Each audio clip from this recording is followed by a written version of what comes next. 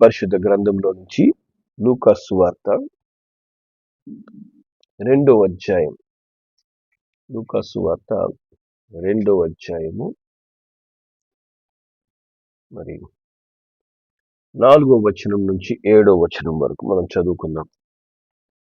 లూకా సువార్త 2వ అధ్యాయం 4వ వచనం నుంచి.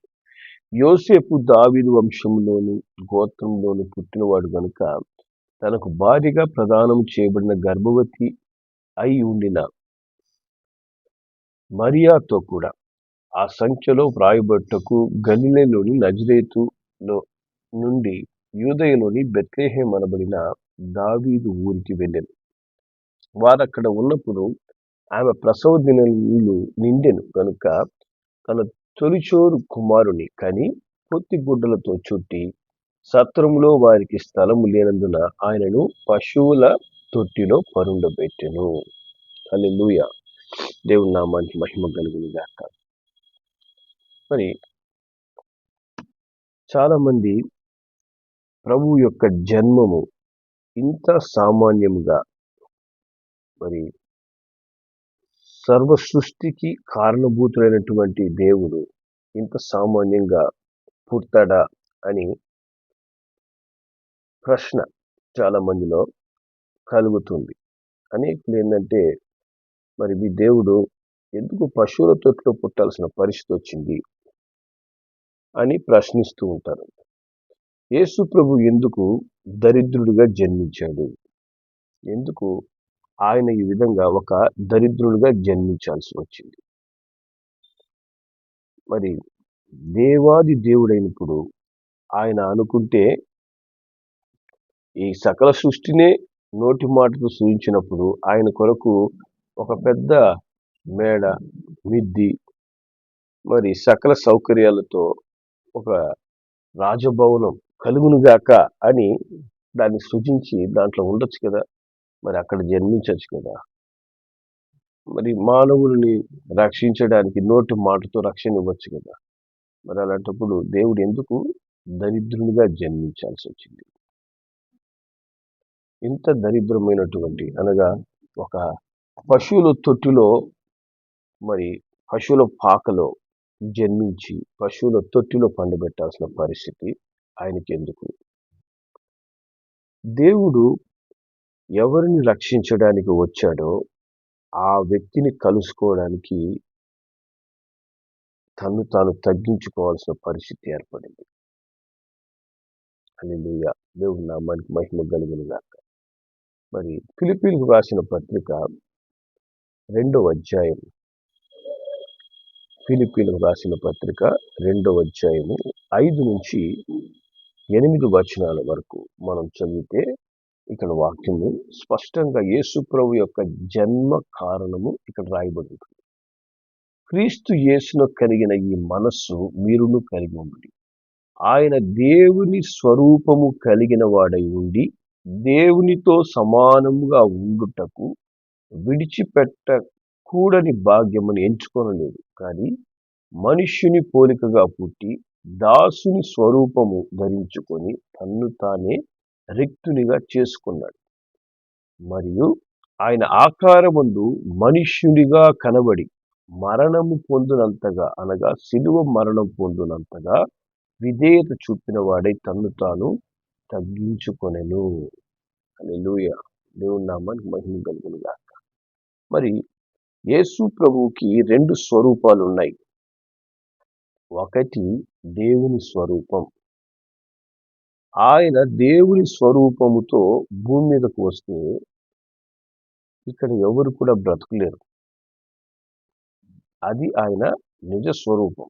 కానీ ఆయన మానవుణ్ణి రక్షించాలని కోరుకున్నాడు.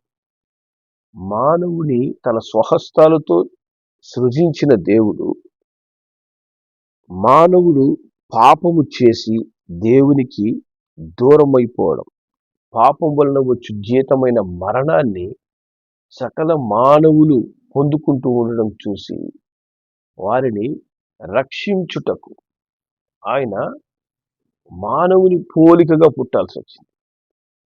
హల్లెలూయా. దేవుని నామానికి మహిమ కలుగును గాక. మరి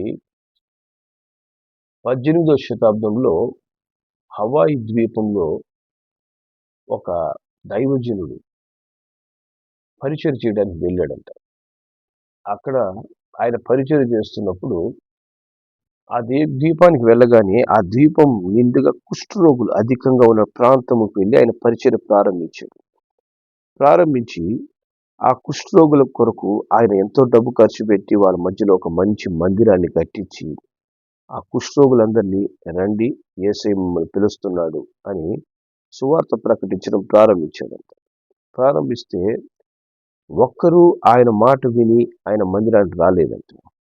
అప్పుడు 12 సంవత్సరాలు అక్కడ సేవ చేసిన ఒక్క ఆత్మను రక్షించలేక ఆ దైవజనుడు తిరిగి తన సొంత దేశానికి వెళ్ళిపోదామని బయలుదేరిన సమయంలో అతని చేతులలో కుష్ఠవ్యాధి రావడం చూశాడు.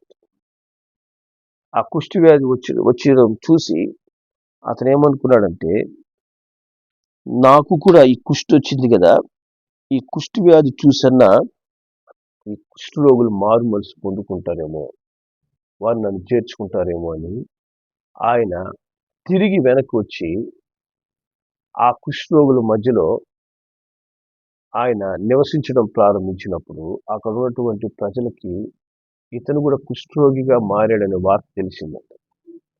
తర్వాత ఆయన ఏం చేశాడు, అందరి యుద్ధకు వెళ్ళి ఈయన కూడా కుష్ఠరోగి అయిపోయాడు. వాళ్ళ మధ్యలో చేరి యేసు ప్రభు గురించి ప్రకటించడం ప్రారంభించాడు. తర్వాత ఆదివారము ఏం జరిగిందంటే, ఆయన కట్టిన మందిరం మొత్తం నిండిపోయి కుష్ఠరోగులతో స్థలం చాలక జనాలు బయట కూడా కూర్చోవడం ప్రారంభించారట. అతి తక్కువ కాలంలోనే అక్కడున్న కుష్ఠరోగులందరూ కూడా యేసు ప్రభుని సొంత రక్షకుడిని అంగీకరించి మరి గొప్ప పరిచర్య వారి మధ్యలో చేసేందుకు కారణమైంది. ఇక్కడ మనం ఏం చూస్తున్నామంటే, ఆయన కుష్ఠరోగిగా ఉండక ముందు ఒక్కరు ఆయన ఎద్దుకు రాలేదు. కానీ ఆయన ఆ కుష్ఠరోగిగా మారిన తర్వాత అనేకులు రక్షించబడ్డారు. అదేవిధంగా యేసు ప్రభువు కూడా దేవునిగా భూమి మీదకి వచ్చినప్పుడు ఎవరు ఆయన ఎద్దుకు రాలేరు. అందుకే ఆయన మనిషిని పోలికగా పాప శరీరాకారాన్ని ధరించి ఆయన మన మధ్యలోనికి వచ్చాడు. నిన్ను నన్ను రక్షించడానికి ఆయన రాజభవనంలో పుడితే ఎవరు ఆయన్ని కలవలేరు. సామాన్యులు ఆ దినమున యేసు ప్రభు జన్మించినప్పుడు మొట్టమొదటిగా ఆయన కలుసుకునింది గొర్రెల కాపరులు. వాళ్ళు సమాజంలో ఎటువంటి విలువ గౌరవం లేని వాళ్ళు. మరి అటువంటి సామాన్యులైనటువంటి గొర్రెల కాపరులు కూడా యేసయ్యను కలుసుకోనే విధంగా ఆయన ఒక పశువుల పాకలో తను తాను నేల మట్టుకు తగ్గించుకొని విధేయత చూపించి ఆయన ఒక సామాన్యమైన జన్మాన్ని జన్మించాడు. హల్లెలూయా. మనలందరినీ కూడా కలుసుకోవడానికి దేవాది దేవుడు తను తాను ఒక సామాన్యమైన వ్యక్తిగా జన్మిస్తున్నాడు. యేసు ప్రభువు యొక్క దేవుని స్వరూపం ఎటువంటిది? ఆయన ఎటువంటి స్వరూపం కలిగి ఉన్నాడు? మరి దేవుని వాక్యం చెప్తుంది. మొదటి తిమోతికి రాసిన పత్రిక 6వ అధ్యాయం 15-16 వచనాల్లో మనం గమనిస్తే, దేవుడు అనగా ప్రభువైన యేసుక్రీస్తు వదులుకున్నటువంటి ఆ దేవుని స్వరూపం, మనుష్యునిలా పుట్టడానికి వదులుకున్న దేవుని స్వరూపం ఎలా ఉంటుందని రాయబడింది. ఆయన 15వ వచనం చెప్తుంది, ఆయన శ్రీమంతుడు, ఆయన అద్వితీయుడు, ఆయన సర్వాధిపతి. మరి ఈ సర్వాధిపతి రాజులకు రాజు, ప్రభువులకు ప్రభు అయి ఉన్నాడు. సమీపించరాని తేజస్సులో ఆయన మాత్రమే వసిస్తూ అమరత్వం అంటే మరణము లేనివాడంట. ఆయన మనుషుల్లో ఎవడు ఆయనను చూడలేదు, ఎవడను చూడనేరడు. ఆయనకు ఘనత, శాశ్వతమైన ప్రభావం కలుగునుగాక. దేవుని యొక్క నిజ స్వరూపం, సమీపించరాని తేజస్సు, అది ఏ మనుషుడు ఇప్పటి వరకు చూడలేడు, ఇకపై కూడా చూడరు. ఇప్పటి వరకు చూడలేదు, ఇకపై కూడా చూడలేరు. అటువంటి మహిమా స్వరూపమైనటువంటి దేవుని స్వరూపమైనది. హల్లెలూయా. దేవుని నామానికి మహిమ కలుగును గాక. మరి ప్రకటన గ్రంథంలో మరి ప్రభు అయిన యేసును దర్శించినటువంటి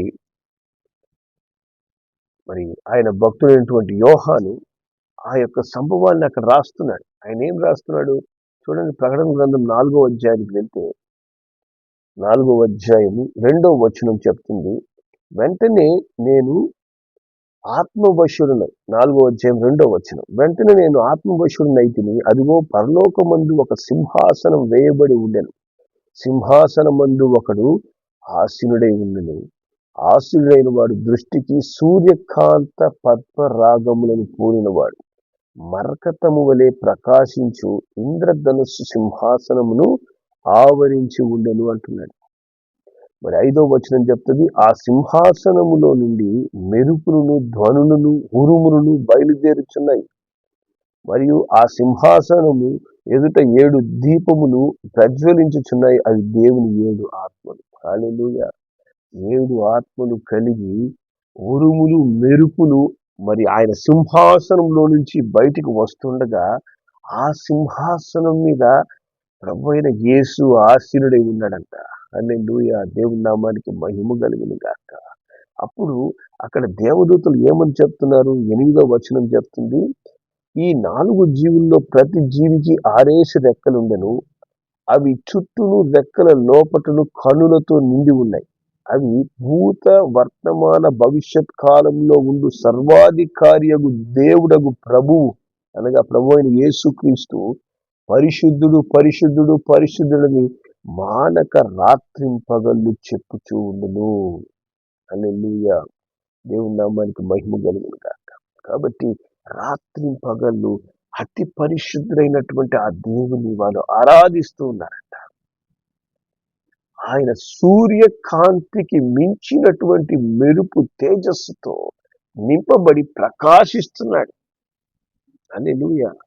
అది యేసు ప్రభు యొక్క రూపం. ఆయన పుట్టినటువంటి పశువుల పాకలో ఉన్న రూపం ఎవరిదంటే అది నీది నాది. అది మన రూపం. హల్లెలూయా. మన రూపంలోకి ఆయన వచ్చాడు. ఆ యొక్క దైవజనుడికి కుష్టు వచ్చిన తర్వాత కుష్టు వ్యాధి కలిగిన వాళ్ళందరూ ఆయన కలుసుకున్నట్లు యేసు ప్రభు ఆయన నిజ స్వరూపముతో వస్తే మనం ఆయనను చేర్చుకోలేం, మనం ఆయన చేరలేం. కాబట్టి ఆయన ఏం చేశాడు? మన రూపంలో పుట్టాడంట. దరిద్రునిగా, సామాన్యునిగా జన్మించాడు. ఎందుకంటే మానవునిలో ఉన్నటువంటి పాపమును తీసివేయడానికి, మానవుని యొక్క పాపములకు శిక్ష భరించడానికి. హల్లెలూయా. 1 యోహాను 3వ అధ్యాయము 5వ వచనంలో దేవుని వాక్యం చెప్తుంది. 1 యోహాను 3:5, పాపములను తీసివేయుటకై ఆయన ప్రత్యక్షమాయనని మీకు తెలియదు, ఆయన ఎందుకు పాపమేమీ లేదు. హల్లెలూయా. యేసు ప్రభు యొక్క జన్మము మానవుని యొక్క పాపమును తీసివేయుటకే ప్రత్యక్షమయ్యాడు. దాని కొరకు ఆయన వచ్చాడు. హల్లెలూయా. దేవుని నామానికి మహిమ కలిగింది గాక. మరి 1 యోహాను 4:10 ఆయన చెప్తున్నాడు. 9-10 చదువుదాం. 9వ వచనం 10వ వచనం, మనము ఆయన ద్వారా జీవించినట్లు దేవుడు తన అద్వితీయ కుమారుని లోకంలోనికి పంపెను. దీని వలన దేవుడు మన యందు ఉంచిన ప్రేమ ప్రత్యక్షమాయెను. మనం దేవుని ప్రేమించితమని కాదు, తానే మనలను ప్రేమించి మన పాపములకు ప్రాయశ్చిత్తమై ఉండుటకు తన కుమారుని పంపెను. ఇందులో ప్రేమ ఉంది. హల్లెలూయా. కాబట్టి దేవుడు అద్వితీయ కుమారుడిగా ఈ లోకానికి వచ్చాడు. దేవుడే కుమారుని స్వరూపంలోని మన కొరకు తన ప్రేమను కనబరుచుటకు ప్రత్యక్షమయ్యాడంట. ఆయన మన పాపములకు ప్రాయశ్చిత్తమై ఉండుటకు తన కుమారుని పంపుతున్నాడు. హల్లెలూయా. మన పాపములకు ప్రాయశ్చిత్తం పొందుకోవడానికి మరి రోమా 8:3-4 వచనాలు చెప్తుంది, మన పాపం యొక్క శిక్షను ఆయన శిలువ మీద భరించాడు. మన పాపములకు శిక్షను ఆయన శిలువ మీద స్వీకరించాడు. దేవుని నామానికి మహిమ కలుగునుగా. ఆ విధంగా ఆయన శిక్షను భరించుట ద్వారా మనకు పాప క్షమాపణ కలిగింది. మన పాపముల నుంచి మనకు విడుదల అనుగ్రహిస్తున్నాడు ఆయన. హల్లెలూయా. దేవుని నామానికి మహిమ కలుగును గాక. ఈ దినమున ప్రభు అయిన యేసునందు విశ్వాసం ఉంచు ప్రతి వారికి ఆయన తన పరిశుద్ధ రక్తముతో ప్రతి పాపమును కడిగి మనల్ని పరిశుద్ధులుగా చేసి దేవునితో సహవాసాన్ని, దేవునితో ఐక్యతను మనకు ఆయన కలగజేస్తున్నాడు. హల్లెలూయా. అట్టి బంధమును దేవుడు కలుగజేయుట కొరకే మరి ప్రభు అయిన యేసు ఒక సామాన్యునిగా వచ్చాడట. రోమిలకు రాసిన పత్రిక 4:25 చెప్తుంది, ఆయన మన అపరాధముల నిమిత్తం అప్పగించబడి మనం నీతిమంతులుగా తీర్చబట్టుకు లేపబడ్డాడు. హల్లెలూయా. కాబట్టి మన అపరాధముల కొరకు మరణించుటకు యేసు ప్రభు రక్షకుడుగా జన్మించాడు. మరి మనల్ని నీతిమంతులుగా చేయడానికి మరణాన్ని జయించి లేచాడు ఆయన. హల్లెలూయా. మరి ఇట్టి దేవుడు, ఇట్టి రక్షకుడు నిజముగా మనకు కావలసిన వాడు. మనకు ఆయన ద్వారా మట్టుకే రక్షణ, విమోచన కలుగుతున్నది. హల్లెలూయా. సో ఇటువంటి రక్షణను మనం పొందుకుని ఒక నిజమైన సజీవమైన క్రిస్మస్ ని నువ్వు జరుపుకోవాలని యేసు ప్రభువు కోరుకుంటున్నాడు. మరి అనవసరమైనటువంటి ప్రశ్నలు మనం దేవుని ప్రశ్నించక, ఆయన పశువుల పాకలు ఎందుకు పుట్టాడు, ఆయన ఒక రాజభవనంలో పుట్టచ్చు కదా, దేవుడైతే ఇంత అవమానకరంగా శిలువలో మరణిస్తాడా, ఇవన్నీ ఈ శిక్ష అంతా పొందుకోవాల్సింది ఎవరంటే మనమే దరిద్రులుగా పుట్టాము. మనమే పాపము చేయడం ద్వారా పాపముల యొక్క శిక్ష మనం పొందుకోవాలి. పాపము వాడికి కలిగే జీతం ఏంటి? మరణం. ఆ మరణం పొందుకోవాల్సిన మనం. సో మన తరపున మనం పొందుకోవాల్సిందంతా కూడా పొందుకొని మనకు విడుదల ఇవ్వడానికి దేవుడే రక్షకుడిగా యేసు రూపములో ఈ క్రిస్మస్ దినాల్లో 2000 సంవత్సరాల కిందట ఆయన జన్మించాడని ప్రపంచమే ఒప్పుకుంటుంది. హల్లెలూయా. 2025 సంవత్సరములు 25వ సంవత్సరంలో మనం క్రిస్మస్ ఆచరిస్తున్నామంటే 2025 సంవత్సరాల కిందట ప్రభు అయిన యేసు రక్షకుడిగా జన్మించాడు. దేవుడే తన్ను తాను తగ్గించుకొని మనుష్య రూపములో మన కొరకు వచ్చాడు. అనగా నీ స్థానంలో ఆయన నిలబడ్డాడు. నువ్వు పొందుకోవాల్సినటువంటి శిక్షను ఆయన స్వీకరించాడు. నీ పోలికలో ఆయన శిలువ మీద పోయి నిలబడ్డాడు. మన పాపములు ఆయన పొందుకొనడం, ఆ పాపం యొక్క శిక్ష ఆయన పొందుకొనడం ద్వారా ఈ దినము మనము ఆ రక్షణను, పాప క్షమాపణను పొందుకొని ప్రభువుని మనం సంతోషంగా ఆరాధించగలుగుతున్నాం. ఆయన రక్షణను పొందుకోగలుగుతున్నాం. యేసు ప్రభువు ఒక మానవుని కొరకు రాలేదు, ఆయన లోకాన్ని రక్షించడానికి వచ్చాడు. సకల మానవాళిని ఆయన రక్షించుటకు రక్షకుడుగా జన్మించాడు. ఈ గ్రహింపు ఎప్పుడైతే మానవునికి కలుగుతుందో పాప క్షమాపణ పొందుకుంటాడు. ఎందుకంటే మానవుడు తీసివేయలేనిది ఏదైనా ఉంది అంటే అది పాపం. మానవుడు అనుకుంటాడు ఆ పాపం కడివేయడానికి ఏదేదో నేను ప్రయత్నాలు చేస్తాను, పుణ్యకార్యాలు చేస్తాను, పుణ్యక్షేత్రాలు తిరుగుతాను, ఇంకేదో చేస్తాను, నువ్వు ఏమి చేసినా కూడా పాప క్షమాపణ దొరకదు. పాప క్షమాపణ మరి పరిశుద్ధుని రక్తం వల్లనే దొరుకుతుంది. ఎవరు పరిశుద్ధుడు? దేవుడే పరిశుద్ధుడు. ఈ భూమి మీద ఏ మానవుడు పరిశుద్ధుడు కాదు, ఏ భేదం లేదు. అందరూ పాపం చేసి దేవుడు అనుగ్రహించు ఆ మహిమను లేదా పరిశుద్ధతను పొందుకోలేకపోవచ్చునని దేవుని వాక్యం చెప్తుంది. కాబట్టి యేసు ప్రభువే పరిశుద్ధునిగా ఈ భూమి మీద జన్మించి ఆయన పాపం లేనివాడిగా జీవించి మన పాపములన్నిటి కూడా ఆయన భరించుట ద్వారా ఈ దినము మనకు గొప్ప రక్షణను అనుగ్రహించాడు. హల్లెలూయా. యేసు ప్రభు ఎందుకు దరిద్రుడిగా జన్మించాడు అనే ప్రశ్నకు మనమే యేసు ప్రభు రూపంలో, అంటే మన కొరకు యేసు ప్రభు మన రూపంలో మారాడు. హల్లెలూయా. ఆ కుష్ఠరోగమైనటువంటి దైవజనుడికి కుష్టి తెచ్చుకున్నట్టు యేసు ప్రభు మన పాపములను తీసివేయడానికి ఒక సామాన్యుడిగా జన్మించి మన పాపము యొక్క రూపముగా ఆయన శిలువ మీద నిలబడ్డాడు. పాపము లేనివాడు పాపమంతటిని, లోక పాపం అంతటిని భరించాడు. హల్లెలూయా. ఈ దినమున మానవుడు సంతోషమైన క్రిస్మస్ జరుపుకోవడానికి దేవుడు అనుగ్రహిస్తున్నాడు, అవకాశం ఇస్తున్నాడు. హల్లెలూయా. అట్టి గొప్ప దేవుణ్ణి మనం హృదయపూర్వకంగా ఈ క్రిస్మస్ దినాల్లో ఆరాధిద్దాం, గణపరుద్దాం. ఇప్పటి వరకు ఇంకా నీ హృదయాన్ని దేవునికి ఇవ్వకుండా ఉన్నట్లయితే, ఇంకా సంపూర్ణ రక్షణ, మారు మనసు పొందుకోనట్లయితే, దేవుడు చేసిన ఈ మహోన్నతమైన కార్యాన్ని గ్రహించి ఇకనైనా మారు మనసు పొందుకొని సంపూర్ణంగా మన జీవితాన్ని దేవునికి అప్పగించి యేసుని మన హృదయంలోనికి ఆహ్వానిద్దాం.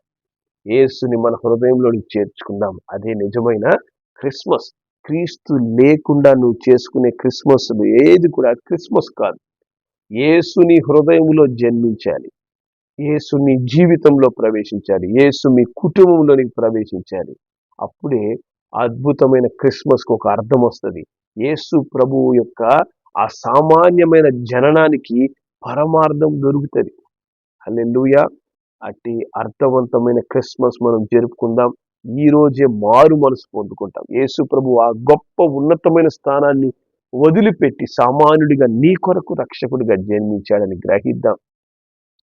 యేసు కొరకు మన హృదయాన్ని అప్పగించి యేసుని మన హృదయంలో చేర్చుకుని ఒక అద్భుతమైన క్రిస్మస్ జరుపుకునేందుకు ప్రభు మనకందరికీ కృప దయచేయునుగాక. ప్రార్థన చేద్దాం. ప్రేమ కలిగిన మా యేసయ్య, పరిశుద్ధుడా, నీకు వందనాలు, స్తోత్రములు చెల్లిస్తున్నాం. అయ్యా తండ్రి, మీరు దాసుని రూపంలోకి మారి నైనా మనుషులమైన మమ్ములను రక్షించుటకు అయినా ఒక సామాన్యుడిగా జన్మించారు యేసయ్య. మీ యొక్క జననము అనేకులకి నైనా ఒక హేళనగా, ప్రశ్నగా మారిపోయింది. కానీ ఆ జననము నీది కాదు, మాది. మేము అట్టి దరిద్రులుగా, తండ్రి దేవునికి విరోధులుగా, పాపములో, శాపములో జీవిస్తున్న మమ్ములను మీరు రక్షించుటకు అయా తండ్రి అట్టి సామాన్యమైన జీవితం అయినా మీరు జీవించారు. సామాన్యమైన జన్మాన్ని మీరు జన్మించారు. అలాగే మా పాపంలో శిక్షను సెలవులో మీరు భరించి మమ్మల్ని రక్షించుకున్నందుకు మీకు స్తోత్రాలు.